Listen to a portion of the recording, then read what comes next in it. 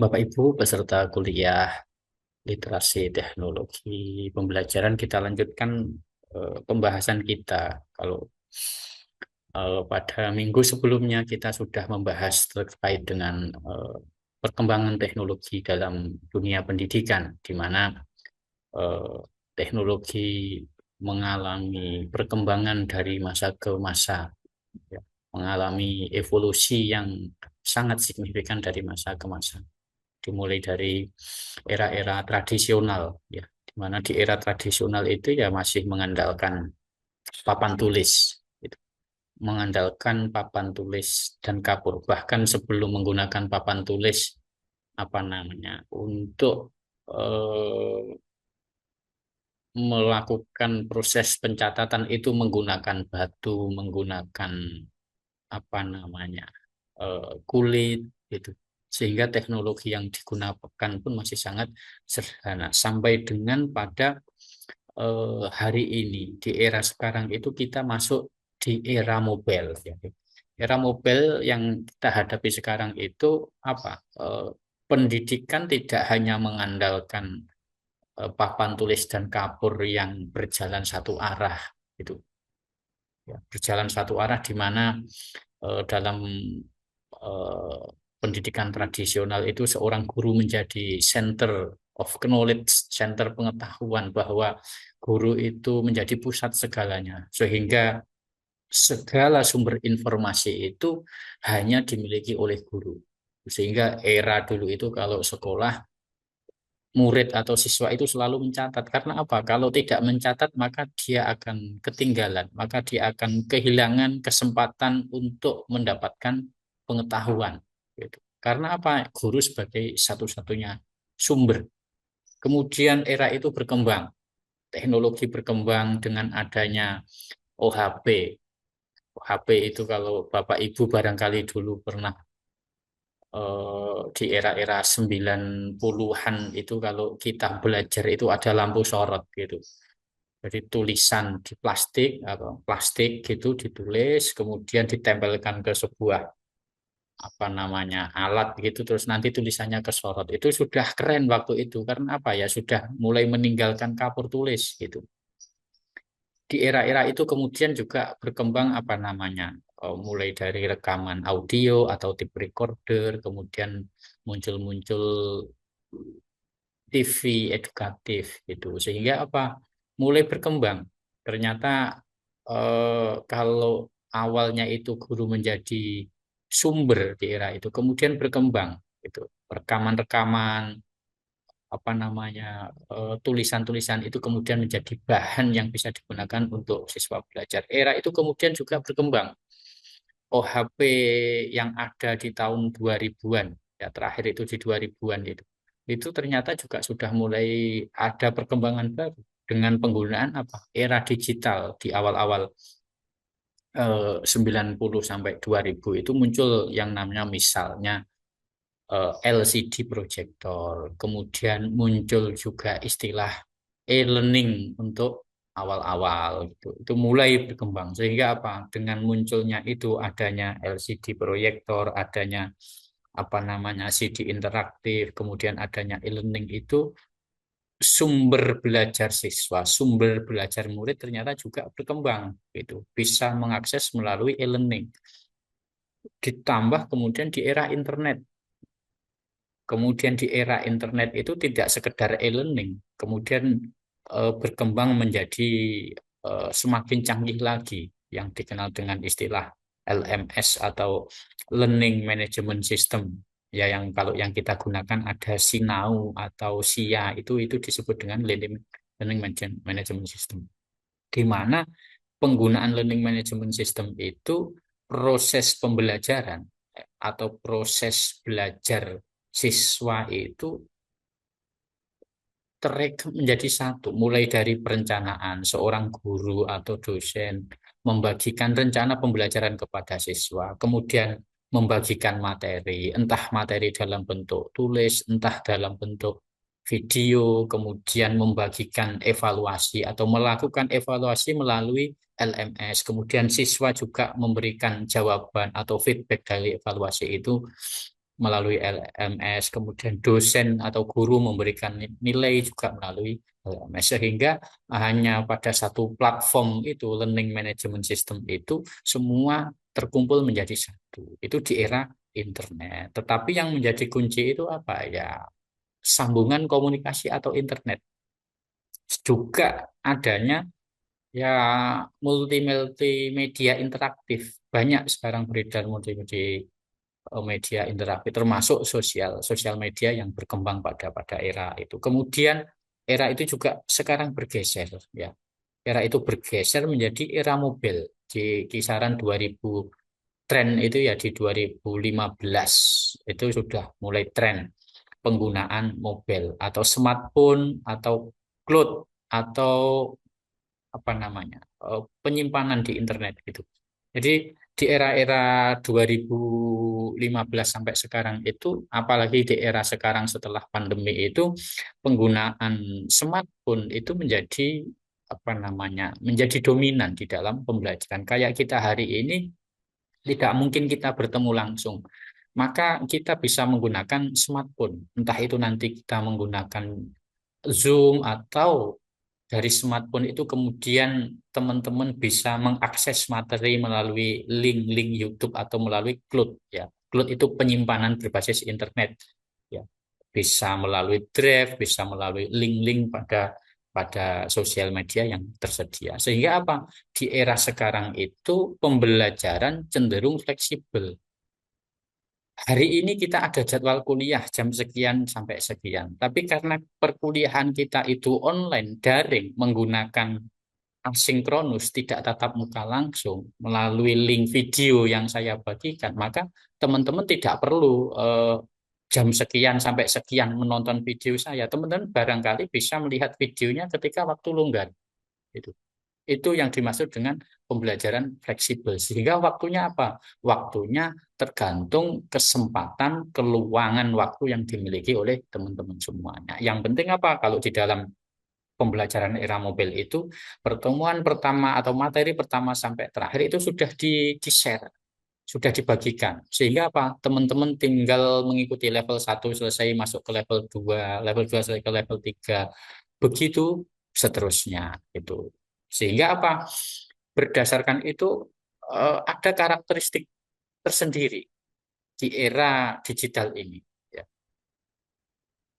Era digital yang memiliki apa namanya, perubahan signifikan ini, di mana akses informasi sangat terbuka, kemudian eh, apa namanya, fleksibilitasnya juga tersedia, maka karakteristik era digital itu antara lain satu, dengan kita berada di era digital itu kita memiliki akses informasi yang sangat terbuka dan sangat luas.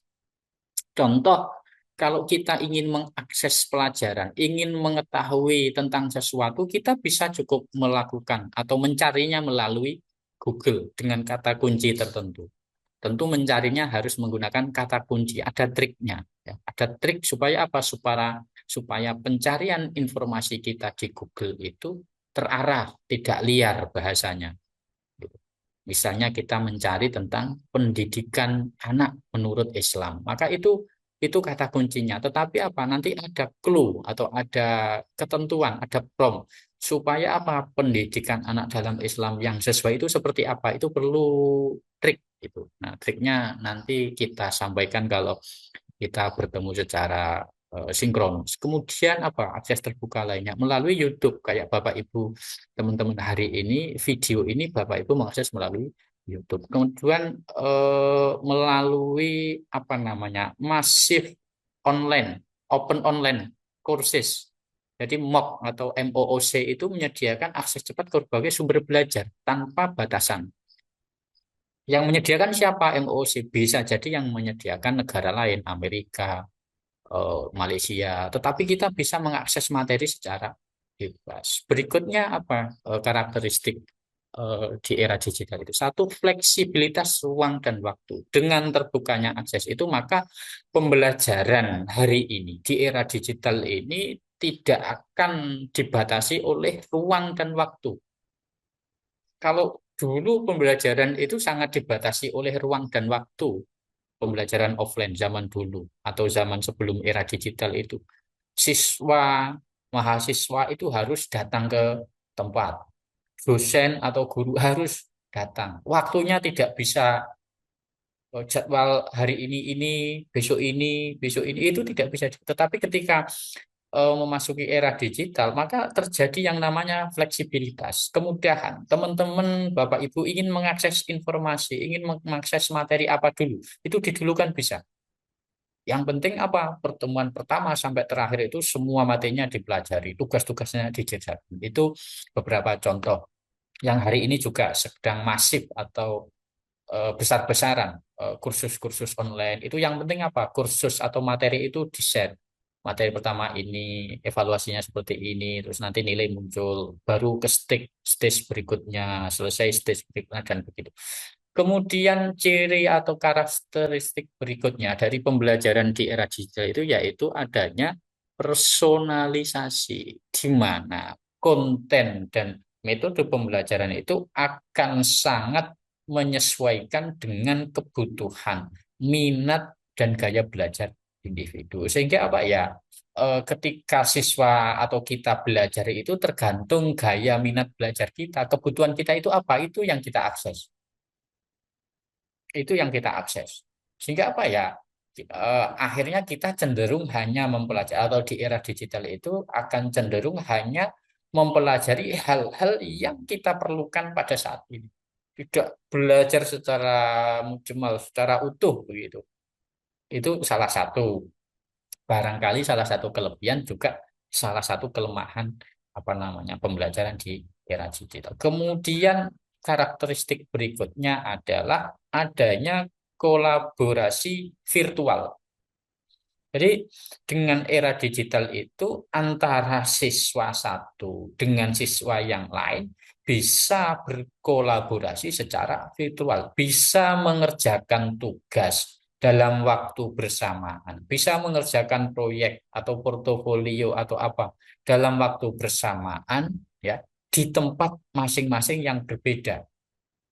Yang dari Brebes ya hanya dari Brebes, yang dari Pati, Demak di Demak. Tetapi mereka bisa bertemu dalam satu platform kolaborasi. Sebagai contoh, misalnya ketika Bapak Ibu mengerjakan tugas di Google Doc atau Google Dokumen. Nah, ketika mengerjakan tugas di Google Dokumen, Bapak Ibu nanti akan tahu siapa yang sudah mengerjakan tugas, siapa yang belum, terus siapa yang mengakses Google Dokumen, siapa yang memberi komentar, dan sebagainya. Sehingga apa? Akan mudah dikontrol. Jadi kalau saya bekerja dengan tim itu menyusun sebuah, membuat pekerjaan misalnya, menyusun buku gitu. Maka kita bagi bab satu, bab 2, bab 3, bab 4 siapa gitu. Dan nanti muncul dalam waktu bersamaan bisa bekerja bareng.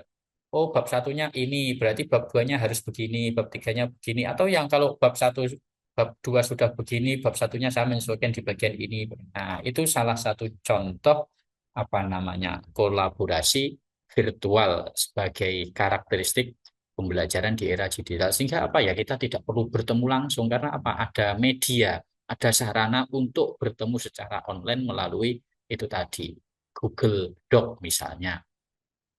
Terus bagaimana eh, implikasi society ya?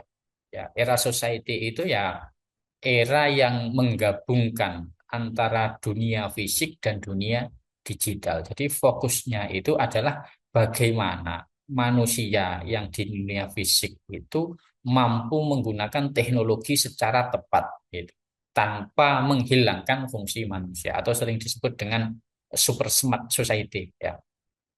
Sehingga dalam konteks ini, pendidikan itu tidak lagi fokus pada knowledge, pada pengetahuan semata, tetapi juga memperhatikan tentang terkait dengan kemampuan menciptakan solusi yang berbasis teknologi untuk mengatasi berbagai tantangan.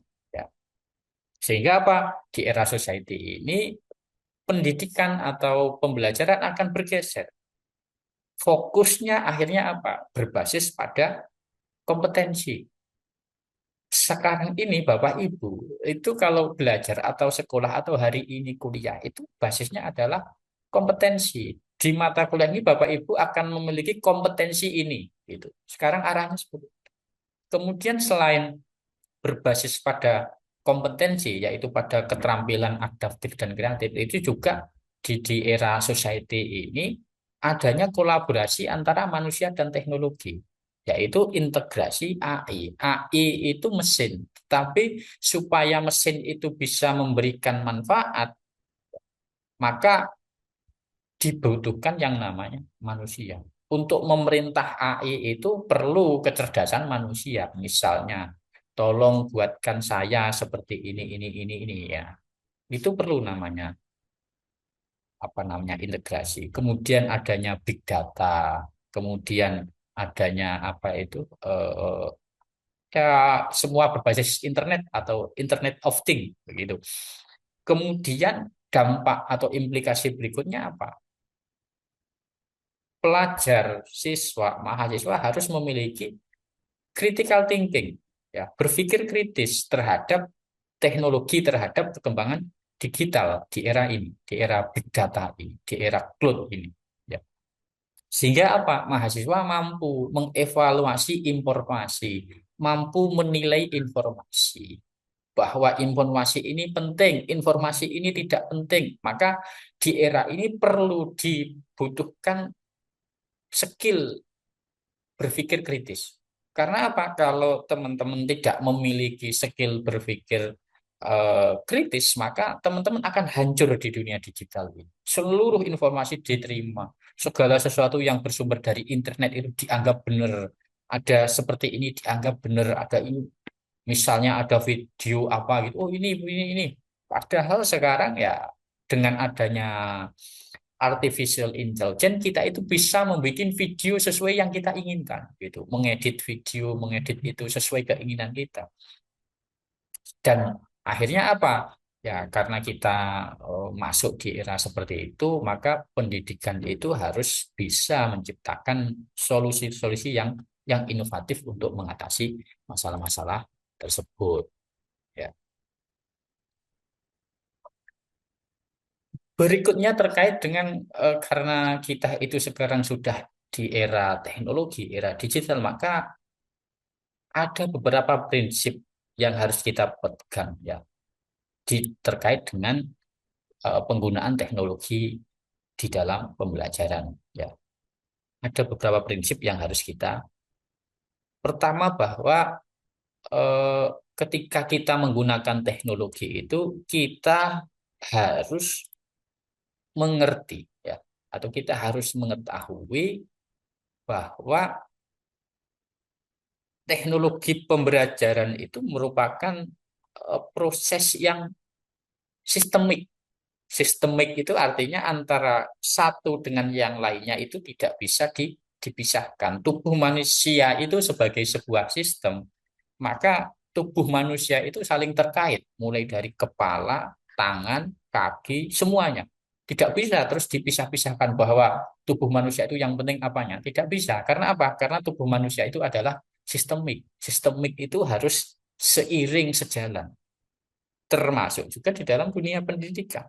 Di era teknologi ini, teknologi pembelajaran itu merupakan proses sistemik yang mana melibatkan dari perencanaan sampai evaluasi.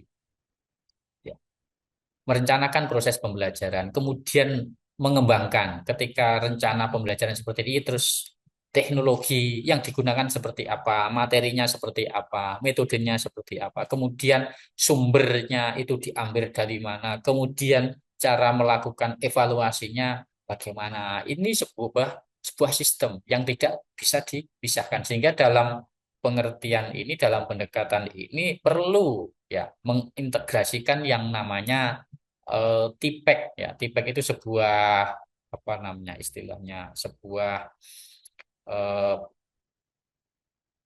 pandangan lah atau sebuah teori atau sebuah konsep ya. TPACK singkatannya ya.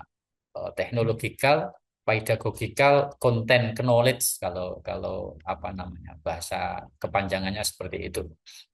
Nah, itu sebuah apa namanya, ya konsep lah yang hari ini berkembang atau hari ini menjadi ya yang paling tepat digunakan untuk bagaimana kita mengintegrasikan sebuah teknologi ya. Jadi mengintegrasikan sebuah teknologi di dalam pembelajaran. Juga kita perlu memperhatikan kaitannya dengan teori-teori belajar. Teori-teori belajar apa yang kira-kira terkait dengan teknologi? Ada beberapa teori, misalnya behaviorisme, di mana teori ini berfokus pada stimulus respon, ya. Di mana ketika ada stimulus, ada respon. Nah, kira-kira kalau dalam konteks teori behaviorisme itu apa yang cocok ya digunakan? Karena stimulus respon itu terkait biasanya dengan evaluasi atau atau apa namanya penilaian. Nah, misalnya penggunaan quizzes gitu untuk ujian menggunakan quizzes. Bapak Ibu nanti bisa carilah quizzes itu. Kemudian ada yang namanya eh, kognitivisme. Ya, di mana di teori ini ya menekankan pada proses mental seperti memorize, memperhatikan, memahami. Maka untuk menguatkan kognitif ini biasanya ini digunakan aplikasi-aplikasi seperti mind map untuk apa? Untuk mempermudah pemahaman siswa atau pemahaman mahasiswa dalam belajar. Mind map itu ya membuat peta konsep. Ya, peta konsep itu ya gambaran dari tadi unsur-unsur dari sistem subsistem seperti apa itu contohnya. Jadi dengan peta konsep itu nanti kita bisa mencari solusi, bisa mencari akar permasalahannya apa, itu digambarkan. Misalnya hari ini kok jalan raya macet, dibuat peta konsepnya, macet, penyebab macet, ada kecelakaan, terlalu banyak kendaraan, ada motor mogok, ada apa. Nah, ini kenapa motor mogok, berarti jarang servis, bensinnya habis. Nah, itu gambaran-gambaran apa namanya contoh penggunaan atau bagaimana kita memanfaatkan peta konsep, peta pikiran di dalam diri kita. Kemudian teori belajar terkait lainnya terkait dengan teknologi yaitu teori konstruktivisme, di mana eh, menurut pandangan ini bahwa belajar itu disebut sebagai proses membangun makna dari pengalaman. Ya, ini cocok untuk proyek-proyek berbasis kolaborasi seperti yang saya sebutkan tadi. Ya, ya, menggunakan Google Dokumen dan yang terakhir ya termasuk atau yang terkait dengan teori belajar yang ada irisannya dengan teknologi yaitu konektivisme. Teori era digital di mana pengetahuan tersebar melalui jaringan. Idealnya untuk pembelajaran ya ini untuk pembelajaran online, kemudian forum diskusi misalnya melalui MOOC seperti yang tadi sudah saya. Kemudian prinsipnya di dalam menggunakan teknologi satu relevansi. Artinya apa? Teknologi yang digunakan itu cocok untuk mendukung capaian pembelajaran, bukan sekedar mengikuti tren terbaru. Harus relevan. Relevan itu ya cocok gitu. Kalau misalnya di tempat yang belum jaringan internet belum lancar, eh, teknologi belum banyak berkembang, maka teknologi yang cocok apa? Gitu. Kalau yang paling mungkin WA ya barangkali penggunaan WhatsApp itu paling cocok. Misalnya itu ya untuk. Kemudian yang berikutnya setelah relevansi yaitu apa? Adanya kesesuaian pedagogis di mana teknologi yang dipilih itu sesuai dengan karakteristik materi dan peserta didik. Itu harus diperhatikan. Tidak bisa kita terus memilih teknologi itu sembarangan, tidak mengetahui materinya apa gitu. Misalnya materinya tentang praktek sholat, maka teknologi yang cocok apa? Tentu akan berbeda ya. Praktek sholat, praktek zakat, praktek apa gitu tentang materi PAI misalnya. Juga mempertimbangkan perkembangan psikologi peserta didik, karakteristik peserta didik seperti apa itu harus diperhatikan. Berikutnya adalah keterlibatan aktif. Adanya keterlibatan aktif itu di mana teknologi itu mendorong siswa untuk berpikir, berinteraksi, berkolaborasi, bahkan apa, berefleksi dengan adanya teknologi. Dan terakhir adalah adanya aksesibilitas, di mana teknologi yang digunakan itu harus dipastikan semua siswa dapat mengakses dan menggunakan teknologi tersebut secara maksimal. Jangan sampai terus kita menggunakan teknologi tetapi apa? Siswa kesulitan. Misalnya, saya menggunakan SIA Unisula atau menggunakan Sinau, tetapi apa? Mahasiswa tidak bisa mengakses itu.